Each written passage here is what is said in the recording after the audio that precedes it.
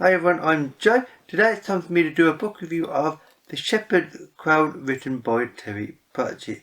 This is a fantasy novel first published in 2015, and it has the rather sad distinction of being the very last novel that Terry Pratchett ever wrote before his death, and indeed the last ever Discworld novel as well, the 41st. So first of all, I just would like to make one point about this novel, which obviously doesn't affect any previous novel, and that is this book, Terry Pratchett was still writing it when he died. So as a result, you can tell at certain parts his writing style was such that he knew the overall plotline, and he would write out a general base plot for the overall book, and then he would just fill in any part that he felt inspired to write about. So, you might write at the start, you might write at the end, or in the middle, so on. And this means, though, because he died, more unexpectedly than people obviously would have guessed, there are certain parts of the book, characters, descriptions of locations and such, that are a bit more simplistic, I would say, than what you would expect from him going by, especially the later books when certain things are far more complex now, and the way he was writing got so impressive. With this, you can tell that it wasn't quite up to the same standard.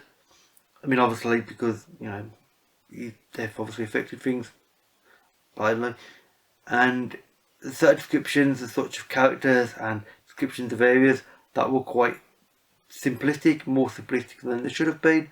So, that's something to keep in mind, and something that I was aware of, and I can forgive for obvious reasons with this. So, first of all, this is the fifth and final Tiffany Aching novel. Tiffany Aching is a young girl in these novels. She is a up and coming witch. In the first novel, she's obviously only just discovering that she has the ability to be a witch.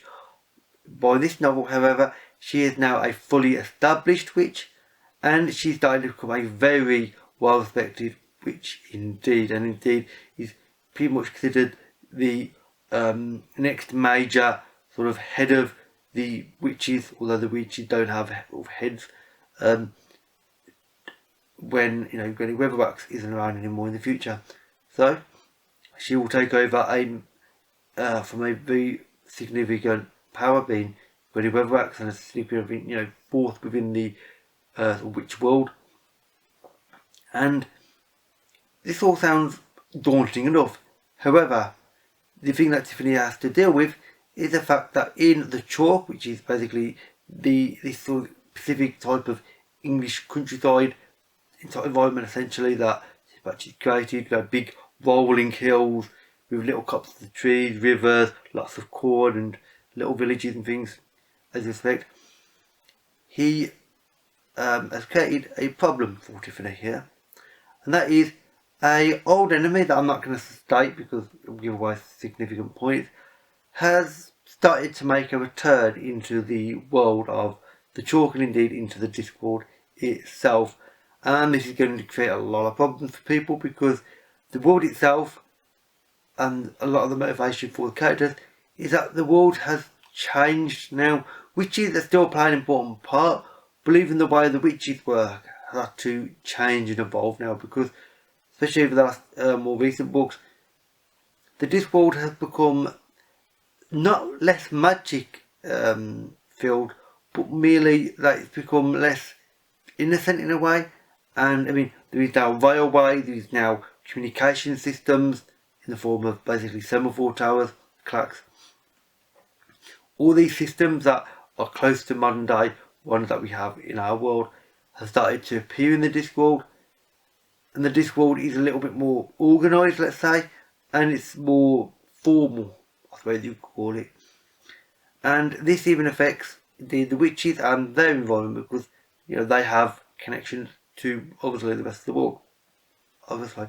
So this has started to affect their world as well, and the way they do their daily witch tasks. has even changed as well. So everybody's having to change, and indeed the old enemy has realised that these changes, maybe there's a place for them, and let's see what they can manage. Generally not to great effect, frankly, for people that like, living in the world itself, everybody else. So Tiffany has to sort of rally all of the other witches and essentially stop this sort of old enemy from making a return, and basically try and sort of make things stable and safe again, frankly, before things get completely out of control and there's a lot of death and destruction, frankly. So it's a big challenge, one that Tiffany is up to. I mean, there's no surprise things do turn out fairly positively, because overall Pratchett books always turn out relatively positively, although there's often a few darker moments, and indeed, and this book is no exception, there can often be a death in the book of a character, and to bring a certain emphasis of something that Pratchett wants to bring emphasis of, and it really does work well. And it works well in this book, not just because of the plot, but because of the characters, which I'll talk about now. Because the characters, as always with Pratchett, fit within the world extremely well, they fit together well, and they fit the plot line well. Basically, he's thought out the characters very, very well indeed. Should stop saying those two words, very well also. And he's just described their personality, their psychology, and obviously their physical appearance, with his usual flair and sarcastic little additions as well, because we take back, you never write things in a sort of a straight manner. You always have to write something where you can obviously tell that he's having fun with it, and he's having little sarcastic references to other things sometimes. Sometimes he'll make a reference to a very obvious stereotype, and he'll have fun with it in regards to a character, and he does that in this book, and it's really fun to see. However, as I said at the start of the video, this book, you can tell at certain points some characters obviously were going to be designed to have slightly more development, slightly more descriptions and such, but that, due to Pratchett's death, never actually occurred. But overall, it is really impressive. And the other thing that is impressive is, of course, the world building. This is the chalk again, but as well, this time it is also somewhat in the Ramtops, which obviously is where the original Witches books, which is where the Tiffany Aching books evolved from, were set. Obviously, the Ramtops is essentially very much a sort of a Wales or Scotland type environment, with big mountains, hills, little villages and settlements on the edges of a mountain, barely, almost falling off the edge of a mountain type idea. Lots of rain and sort of thundery weather and that sort of thing. It's very stereotypical, but it's also very not. And the contrast in this book, I think, between going back to the old Ramtops from, you knew from early Witches novels, to the relatively new chalk area, which is the primary setting of the Tiffany Aching novels, is an interesting one, because the Ramtops is obviously all hilly and quite traditional fantasy in some ways, and the chalk is, more English countryside. It's not quite what you'd expect for witches in a way, especially going by previous books. So it gets an interesting dynamic, and one that I think works really well. And one of the things that this leads to is indeed one of the ideas or themes of the book, and that is essentially change happens. We all have two certainties about our lives, every single one of us: our birth and our death. Living in between those times is a privilege. That is what Pratchett knew, and indeed that is why he writes in his books. His characters want life, they want to live their lives as best as they can, as hard as they can, and Pratchett really gets that feeling, especially in this book. I don't know whether it's because it might be that it's his last book, and I personally knew that, so I was aware that, you know, he died during the writing of it, but you really get the impression that his characters truly want to live in the book and be more than merely, you know, their descriptions. They want to be something more, and it really does work well. And that is because Tim Pratchett is writing about a world that is changing, you know, about society that is changing, and just the way cultures change over time. I mean, yes, you know, the people can change a culture and can change society because the people are the culture and society, but you can't stop them. You can't stop a culture from changing particularly. You can merely change it into the way you want to a degree. But if a culture or society is going to change, it will change. You can't stop it. I mean, governments may want to try, and indeed they are in the world now. They're trying to too much control, but you can't. You know, the world will be what it's going to be, and people will be what they're going to be.